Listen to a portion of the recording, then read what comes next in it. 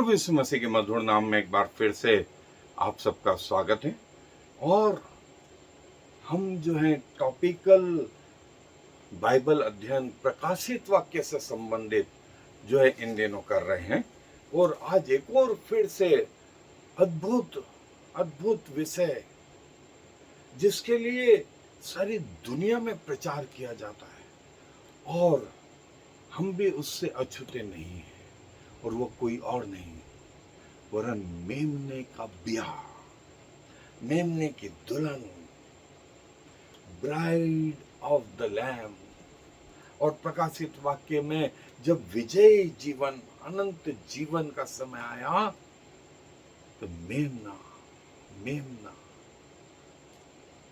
अपनी दुल्हन को लेने के लिए, और दुल्हन कौन? कलीसिया, चर्च। अभी तक हम जो विवाह है उसको शारीरिक संबंध समझते रहे हैं, लेकिन परमेश्वर इससे बियॉन्ड बात करता है। वहां शारीरिक संबंध का कोई रोल नहीं, वहां आत्मिक एकता, आत्मिक एकता, आत्मा में एकता। और दोस्तों, पौलुस भी बोलता है कि विवाह का जो रहस्य है वो गहरा तो है, आज हमें धुंधला दिखाई देता है, लेकिन एक दिन हमें साक्षात दिखाई देंगे। सो दोस्तों, मैं आपके लिए प्रकाशित वाक्य का वो हिस्सा पढ़ना चाहता हूँ। हाँ, प्रकाशित वाक्य का 21वां अध्याय, 21वां अध्याय। और यहाँ पहले आयत से मैं पढ़ रहा हूँ। यहाँ यूं लिखा है, फिर मैंने नए आकाश और नई पृथ्वी को देखा, क्योंकि पहला आकाश और पहली पृथ्वी जाती रही थी और समुद्र में ना रहा। फिर मैंने पवित्र नगर नए यरूशलेम को स्वर्ग से परमेश्वर के पास से उतरते देखा। वह उस दुल्हन के समान थी जो अपने पति के लिए श्रृंगार किए हो। फिर मैंने सिंहासन में से किसी को ऊंचे शब्द से यह कहते सुना, देख, परमेश्वर का डेरा मनुष्यों के बीच में है। वह उनके साथ डेरा करेगा और वे उसके लोग होंगे, और परमेश्वर आप उनके साथ रहेगा और उनका परमेश्वर होगा। वह उनकी आंखों से सब आंसू पोंछ डालेगा, और इसके बाद मृत्यु न रहेगी, न शोक, न विलाप, न पीड़ा रहेगी। पहली बातें जाती रही।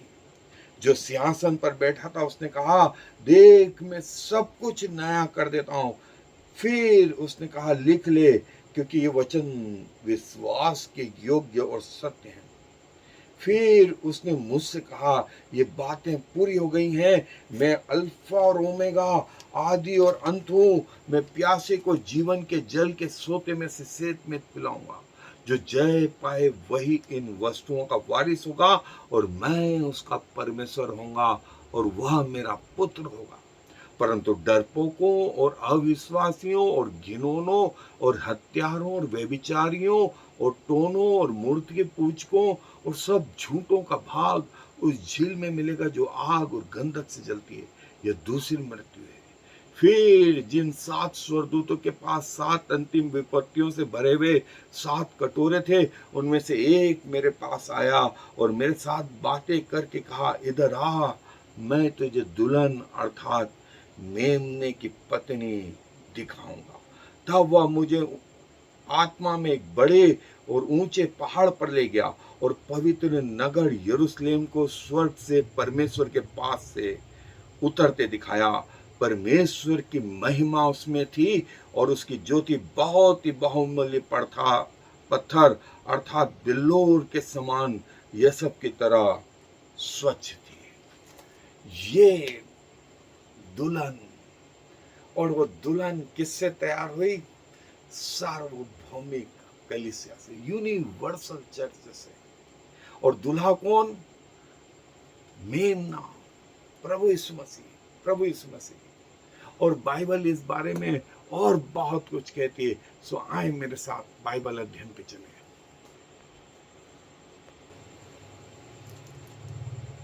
और दोस्तों, वो दुल्हन, वो सार्वभौमिक कलीसिया, और प्रभु यीशु मसीह वो दूल्हा, वो दूल्हा। और बाइबल जो है इस विषय में खुल करके हम सब से ये बात कहती है, हमारा प्रभु यीशु मसीह दूल्हे के समान, और जो है जो दुल्हन है वो हम सब। और जैसा मैंने कहा कि अभी तक हम ब्याह को शारीरिक संबंध से बढ़कर कुछ नहीं समझते थे, लेकिन दोस्तों ये वो आत्मिक ब्याह, आत्मिक एकता में परमेश्वर के साथ, पिता के साथ कलीसिया एक हो गई। और जो है फिर परमेश्वर ने कहा कि देख, मैं उसे आनंद से भर देता हूं। और ये बात प्रभु यीशु मसीह ने भी कही कि जब तक दूल्हा साथ में है, क्या बाराती जो है उपवास करेंगे, लेकिन दूल्हा उनसे ले लिया जाएगा। प्रभु ने कहा तब वे उपवास करेंगे। और स्वर्ग का राज्य, प्रभु ने कहा, वो 10 कुंवारियों के समान होगा जो तैयार रहें कि दूल्हा आएगा, उसके साथ जाएंगे। सब सो गए। दूल्हा रात में आया और 5 के पास तेल था, वे उसके साथ उस घर में चली गई, और 5 के पास तेल खत्म हो गया था, वे बाहर निकाल दी। और दुल्हन के विषय में जो है यूहन्ना बोलते हैं कि मैंने उस पवित्र नगर नए यरूशलेम को स्वर्ग के पास, परमेश्वर के पास से उतरते देखा। और जैसे दुल्हन अपने आप को तैयार करती है अपने पति के लिए, वैसे उसने अपने आप को तैयार करा। और जो 7 स्वर्गदूत थे जिनके पास अंतिम विपत्तियां थी, उनमें से एक मेरे पास आया और उसने मुझसे कहा, इधर आ, मैं तुझे दुल्हन अर्थात मेमने की पत्नी दिखाऊंगा। और वह मुझे आत्मा में ऊंचे पर्वत पर ले गया और मुझे उस पवित्र नगर नए यरूशलेम को दिखाया, जो पिता के पास से उतर रहा था, जो उतर रहा। और जो है, जो ग्रीक शब्द दुल्हन के लिए आया, वो नम्फी, जो प्रकाशित वाक्य के दूसरी आयत 21वां अध्याय 2 और 9वीं आयत, नम्फी सन्स वाइफ और डॉटर इन लॉ, ब्राइड, ये इसके अर्थ है, ये इसके अर्थ है। और 19वां अध्याय 7वीं आयत में वहां पत्नी के विषय में, और बाइबल में कई ट्रांसलेशन जो है ग्रीक से संबंधित भी जो है उसके ट्रांसलेशन जो है, लेकिन कई जगह उसका अर्थ जो है स्त्री, लेकिन कई जगह जो है पत्नी। इतने सारे ट्रांसलेशन इस शब्द को इस्तेमाल करते हैं। और प्रभु की कलीसिया, पौलुस बोलता है कि जैसे दूल्हा के लिए दुल्हन तैयार होती है, वैसे ही कलीसिया चर्च जो है वो प्रभु से मिलने को तैयार है, वो प्रभु से मिलने को तैयार है। और ये चर्च यूनिवर्सल कलीसिया, एक किसी चर्च विशेष का नाम नहीं लिया, एक ग्रुप का नाम नहीं लिया, वरन ये कि प्रभु में जो वास्तविकता से ईमानदारी से जुड़े हुए और जो शब्द इस्तेमाल हुआ वो एकलेसिया, एकलेसिया जो बुलाए हुए हैं उनके लिए ये शब्द इस्तेमाल हुआ, एकलेसिया चर्च। और ये दुल्हन और एकलेसिया जो है प्रभु की दुल्हन। और इफिसियों की पत्री में जैसे कहा गया, और जैसे स्त्री और पुरुष एक देह में होते हैं, वैसे मसीह और कलीसिया।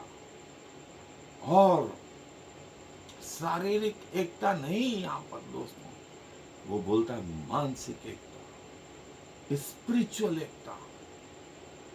और मसीह जैसे कलीसिया का सिर है, वैसे ही हमें भी इस पृथ्वी पर जो है रहना चाहिए।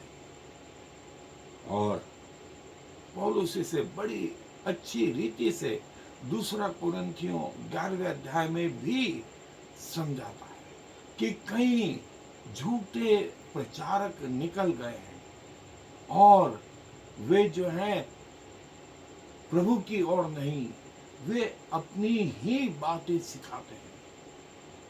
और ऐसों से दूर रहो, ऐसों से दूर रहो। और जो है वे अन्य प्रभु के बारे में, अन्य कलीसियाओं के बारे में, अपने विषय में ज्यादा बताते हैं। पौलुस बोलता है ऐसों से दूर रहो, ऐसों से दूर रहो, सावधान रहो। कलीसिया तैयार रहे, जैसे स्त्री अपने दूल्हे के लिए तैयार रहती है, वैसे वैसे। और ये कलीसिया, ये दुल्हन जो है, ये दुल्हन जो है सारे विश्व की कलीसिया और नया यरूशलेम जो है उसका प्रतीक, उसका प्रतीक। जैसे दुल्हन अपने दूल्हे के लिए तैयार होती है, और ये दुल्हन देखें सारे विश्व के लोग, मतलब ये दुल्हन। अभी तक हमारे कंसेप्ट बहुत अलग थे, लेकिन प्रभु हमें सिखाते हैं, प्रभु हमें सिखाते हैं। स्वर्गदूत ने यूहन्ना से कहा, इधर आ, मैं तुझे मेमने की दुल्हन दिखाऊंगा। उसने मुझे नया यरूशलेम परमेश्वर के पास से उतरते दिखाया। दुनिया के लोग इस कलीसिया में शामिल, ये दुनिया के लोग, सारे विश्व के दूल्हा परमेश्वर प्रभु यीशु मसीह। ब्याह का समय आ गया, अब हमें कोई परमेश्वर पिता से अलग नहीं कर सकता, हमें कोई प्रभु यीशु मसीह से अलग नहीं कर सकता। शैतान ने जैसा स्त्री को बहकाया था, अब नहीं, अब नहीं। स्वर्ग में हम अपने दूल्हे के साथ हमेशा हमेशा एक आत्मा रहेंगे, एक आत्मा रहेंगे। और जो है वो हमारा दूल्हा रहे।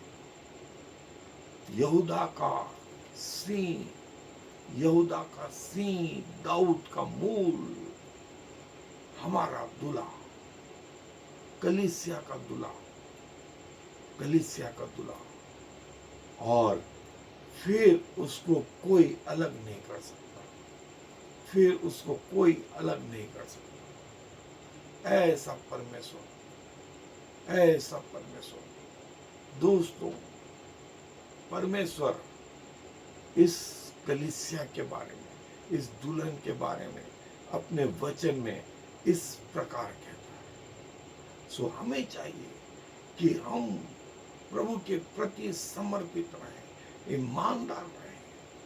हमें कोई देखे या न देखे, हमें देखने वाला एक है, हमें जानने वाला एक है, और वो कोई और नहीं, वो स्वयं प्रभु यीशु मसीह, स्वयं प्रभु यीशु मसीह। यहूदा का सिंह दाऊद का मूल, यहूदा का सिंह दाऊद का मूल, सारा स्वर्ग आनंद से भरपूर, सारा स्वर्ग आनंद से भरपूर। दुल्हन अपने दूल्हे से मिलने को तैयार, सारा स्वर्ग आनंद से भरपूर। सारे लोग आदम से लगा करके उस दिन तक जो है प्रभु से मिलने को तैयार हो गए। और वे जो ईमानदार थे, जो सच्चाई के साथ परमेश्वर के साथ चलते रहे, परमेश्वर ने उन्हें ग्रहण करा। और प्रभु यीशु मसीह ने कहा, धन्य है जो इस ब्याह के भोज में बुलाए गए, धन्य है वे जो मेमने के ब्याह के भोज में बुलाए गए, मेमने के ब्याह के भोज में बुलाए गए, धन्य है वे। दोस्तों, क्या आप ऐसे भोज में शामिल होना नहीं चाहेंगे? यदि अभी तक आपने दूल्हे को ग्रहण नहीं करा है तो समय है अपने आप को उसको समर्पित करके कि प्रभु मुझे अपना बेटा बेटी बना, मुझे ग्रहण कर, मुझे ग्रहण कर। आपको कभी जीवन में निराश नहीं होना पड़ेगा, जीवन में कभी निराश नहीं होना पड़ेगा, कभी आपको अफसोस नहीं होगा कि आपने ऐसा निर्णय करा। और प्रभु ऐसा करने में आपकी सहायता मदद करेंगे। प्रभु के साथ जुड़ने में दोस्तों मनुष्य धोखा देते हैं, सगे धोखा देते हैं, लेकिन प्रभु न धोखा देंगे न त्यागेंगे। प्रभु अपने लोगों के साथ बने रहेंगे। ये उनकी प्रतिज्ञा है, ये उनकी प्रतिज्ञा है। क्या आप ऐसे मौके को चूकना चाहते हैं या ऐसे मौके पर घमंड करना चाहते हैं और ऐसे मौकों को हाथ से जाने न दें, हाथ से जाने न दें। प्रभु चाहता है कि आप उनके बेटा बेटी बने। आप जब वो आए आप तैयार रहें कि उसके साथ जा सकें। प्रभु अपने वचनों पर आशीष दे। आए दुआ में अपने सरों को झुकाएं, दुआ करेंगे। प्रभु जी धन्यवाद, धन्यवाद और धन्यवाद प्रभु आपके इस अद्भुत प्रतिज्ञाओं के लिए, जहां आप कहते हैं कि मैं तुम्हारे साथ बना रहूंगा और ये स्थिति युग युगान से युग युगान तक बनी रहे। प्रभु आपने ये नहीं पूछा कि तुम्हारा एजुकेशन क्या है, तुम्हारी पोस्ट क्या, तुम्हारी इनकम क्या, तुम्हारे घर बार, तुम्हारी गाड़ी घोड़े क्या, तुम्हारी प्रॉपर्टी, तुम्हारे जेवरात क्या। लेकिन जितनों ने प्रभु यीशु मसीह को ग्रहण करा उसने उन्हें अपनी संतान बना लिया। धन्यवाद, धन्यवाद और धन्यवाद प्रभु। आपने ये नहीं देखा कि ये किस जात का है, स्त्री है, पुरुष है, क्या रंग है, लेकिन प्रभु आपने अपने बाहें खोल के रखी कि जो कोई विश्वास से आपके पास आना चाहे वो जब चाहे वो आ सकता है। धन्यवाद प्रभु उन आत्माओं के लिए जिनको आप अपने पास आने देते हैं, और सारा मान सम्मान गौरव आपको देते हुए इस विनती को प्रभु यीशु मसीह के नाम से मांग लेते हैं, आमीन। और फिर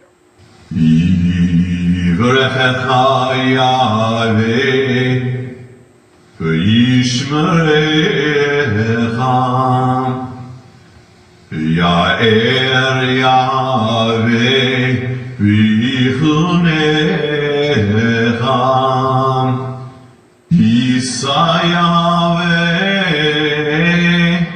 panav lecha v'yasem lecha Shalom. May the Lord bless you and protect you. May the Lord smile on you and be gracious to you. May the Lord show you his favor and give you his peace.